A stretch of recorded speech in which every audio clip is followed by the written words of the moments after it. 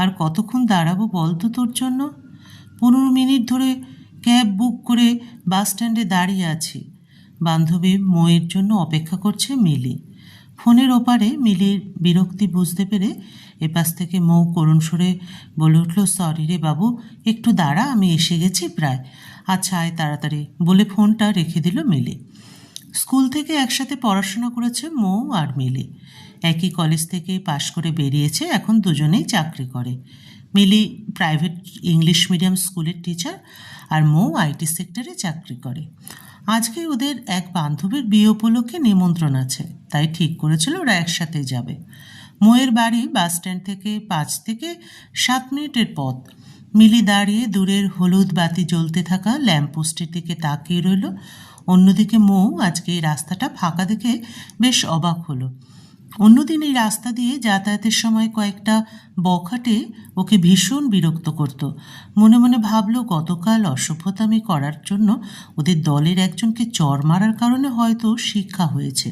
ও চুপচাপ রাস্তা ধরে এগোতে লাগলো, কিন্তু কিছুটা যেতেই কেন যেন অস্বস্তি হতে লাগলো।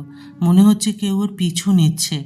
একবার মৌ পেছন ফিরে ঘুরে দেখলো, কিন্তু কাউকে দেখতে পেল না। কেবল 2-1টা কুকুর ঘোরাঘুরি করছে, গাছতলায় বসে কয়েকজন বৃদ্ধ লোক গল্প করছে। তবুও কেন যেন অজানা আশঙ্কায় বুকটা বারবার কেঁপে উঠছে ময়ের। মোড়ের মাথার কাছে প্রায় এসে পড়েছে ও। আর একটু এগুলেই সামনে মেন রোড, আর সেখানেই মিলি অপেক্ষা করছে। মৌ হাত ঘড়িটার দিকে চোখ যেতে দেখলো সন্ধ্যা 7টা 10 বাজে। শাড়ির সামলে একটু তাড়াতাড়ি হাঁটা শুরু করলো ও। হঠাৎ চোখে আলোর ঝলকানি লাগায় চোখ দুটো হাত দিয়ে আড়াল করে। চোখ খুলে কিছু দেখার চেষ্টা করতেই আচমকা মুখের একপাশে তরল জাতীয় কিছু ছিটকে পড়ল। মুহূর্তে এক অসহ্য দহনে ছারখার হয়ে গেল ওর মুখমণ্ডল। মনে হলো কেউ যেন আগ্নেয়গিরি থেকে বালতি বালতি লাভা সারা শরীরে ঢেলে দিল। শরীরের প্রত্যেকটি রন্ধ্রে রন্ধ্রে যেন সেই গলন্ত লাভা ছড়িয়ে পড়ছে। চিৎকার করে অসহ্য যন্ত্রণায় ছটফট করতে করতে মাটিতে লুটিয়ে পড়ে মৌ। ঘুমের মাঝে সেই ভয়ানক দুঃস্বপ্নের ছায়া নামতে বিকট চিৎকার করে ছটফট করতে লাগলো মৌ। কল্পনায় সেই আগুনের জ্বলন অনুভব করতে করতে মুখে হাত দিয়ে উন্মাদের মতো চিৎকার করতে করতে বলে উঠল, বাঁচাও বাঁচাও, কি যন্ত্রণা, সহ্য করতে পারছি না মা, বাঁচাও। মেয়ের গগনবিদারী চিৎকারে ধরফর করে উঠে বসলেন অনুভা দেবী। 3 মাস আগে সেই ভয়ানক কাল রাতটি ছিনিয়ে নিয়েছে তার মেয়ের লাবণ্য। লণ্ডভণ্ড করে দিয়েছে তাদের ফুলের মতো মেয়ের জীবনটা। 2 মাস ধরে হাসপাতালে ছটফট করেছে। মেয়েটাকে বাঁচানোর জন্য ওনারা মন্দিরে মন্দিরে পুজো দিয়েছেন, মাথা কুটেছেন। অনুভা দেবী আর অমলকান্ত বাবু দৌড়ে গেলেন মেয়ের ঘরে। পাশে ছোট বোন মিঠি ঘুমিয়েছিল। দিদির চিৎকারে সেও ভয় পেয়ে খাটের এক কোণায় বসে ভয়ে কাঁপছে। অনুভা দেবী মেয়েকে শান্ত করার জন্য আগলে নিতে গেলেন। মৌ এক নাগাড়ে কাতরে চলেছে। অনুভা দেবী অনেক কষ্টে শান্ত করে মেয়েকে বুকে জড়িয়ে ধরলেন, আর উনিও হাউ হাউ করে কেঁদে উঠলেন। অমলকান্তিবাবু মেয়ের এমন যন্ত্রণা ভরা কান্নার আকুতি শুনে ঘরে থাকতে পারলেন না। নীরবে চোখের জল মুছতে মুছতে বেরিয়ে গেলেন। মেয়ের এমন উন্মাদিত রূপ কোনো মা বাবা সহ্য করতে পারে? অনুভা দেবী ধরা গলাতে মনে মনে বলে উঠলেন, হায় ভগবান, আর কত মানসিক যন্ত্রণা সহ্য করবে আমার মেয়েটা? কম যন্ত্রণা তো পায়নি আমার মেয়েটা। চোখের জল ফেলতে লাগলেন মেয়েকে আঁকড়ে ধরে।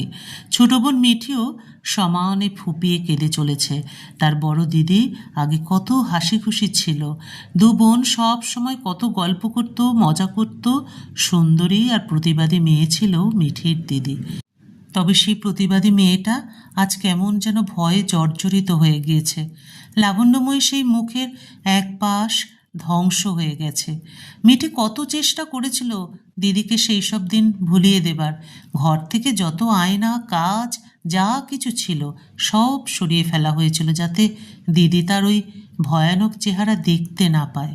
পাড়া প্রতিবেশী আত্মীয় স্বজন কাউকে ওরা বাড়িতে ঢুকতে দেয়নি, যাতে দিদি যন্ত্রণা না পায় ওদের কথায়। তবে তাতে শেষ রক্ষা হয়নি। কিভাবে যেন মৌ নিজের অর্ধ ঝলসানো চেহারা দেখে ফেলেছে। অনেকক্ষণ পর অনুভা দেবী মেয়েকে শান্ত করতে পারলেন। মৌ ওইভাবেই ঘুমিয়ে পড়েছে। উনিও ওইভাবেই বসে রইলেন, পাছে উঠতে গিয়ে আবার মেয়ের ঘুম ভেঙে যায়। সারা রাত বুকে নিয়ে মাথায় হাত বুলিয়ে দিতে লাগলেন। পরের দিন সকালে মৌ কালো ওড়না দিয়ে মুখের এক পাশ ঠেকে বাইরে বেরোলো। ও অনুভব করেছে ওকে মানসিকভাবে শক্ত হতে হবে। মৌয়ের বাবা অমলকান্তি বাবু ঠিক করেছেন মেয়ের প্লাস্টিক সার্জারি করাবেন। ওনার মেয়ে আবারও বাঁচবে স্বাভাবিকভাবে, তার জন্য যা করা লাগে করবেন। আর ওই ছেলেগুলোর বিরুদ্ধে কোনো প্রমাণ পাওয়া যায়নি, তাই প্রশাসন কোনো স্টেপ নিতে পারেনি। মৌ মনে মনে ক্রূর হেসে বলল, ওদের শাস্তি তো আমি দেব, আর কেউ না। মৌয়ের মা মেয়ের বাইরে বেরোনো নিয়ে প্রথমে ভয় পেলেও মেয়ের দিক থেকে স্বাভাবিক আচরণ পেয়ে চুপ করে রইলেন।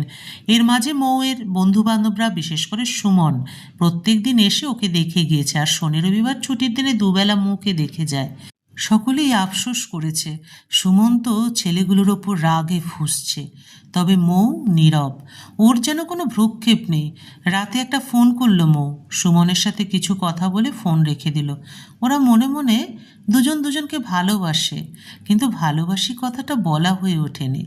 বেশ গভীর রাত, বাইরে ঝিঝি পোকার ঝিঝি শব্দ শোনা যাচ্ছে, চারিদিক নিস্তব্ধ। অনুভা দেবী আর মৌ মিঠিকে জড়িয়ে ঘুমিয়ে আছেন।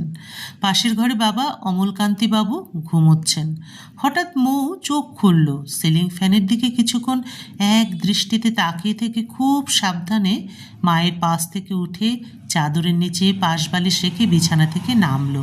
আলমারি থেকে বের করে সেই শাড়িটা গায়ে জড়ালো, যেটা পরে ওর জীবনে আমাবস্যার রাত নেমে এসেছিল।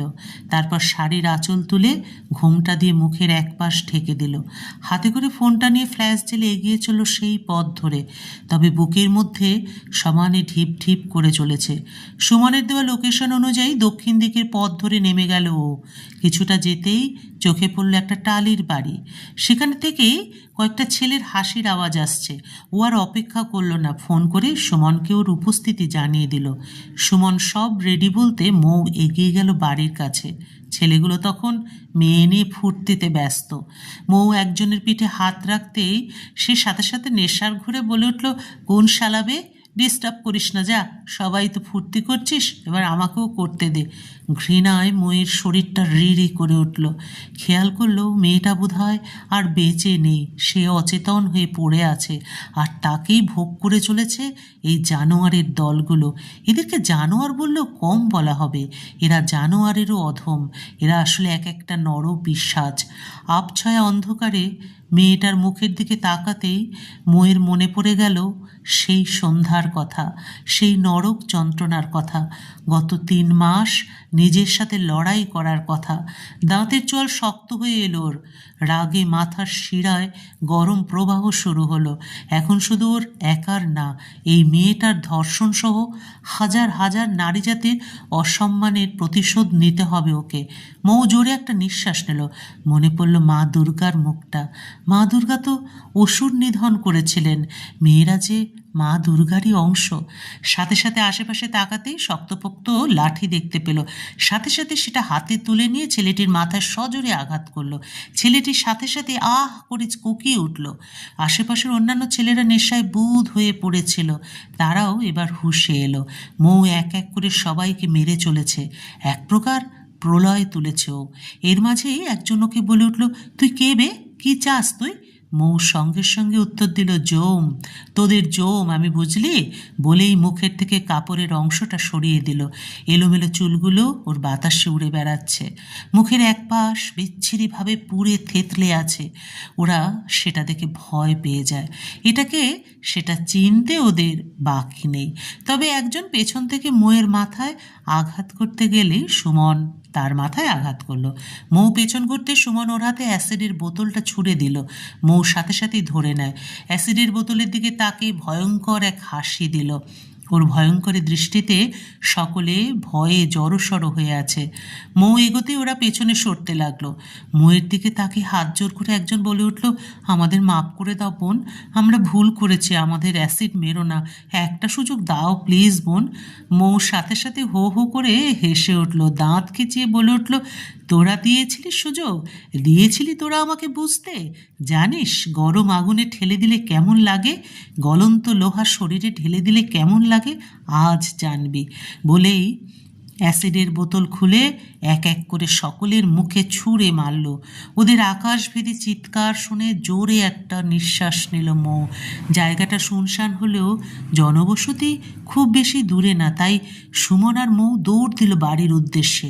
বাড়িতে ফিরে কোলবালিশটা সরিয়ে মায়ের পাশে শুয়ে পড়েছে ঠিকই, তবে সারা রাত দু চোখের পাতা এক করতে পারেনিও।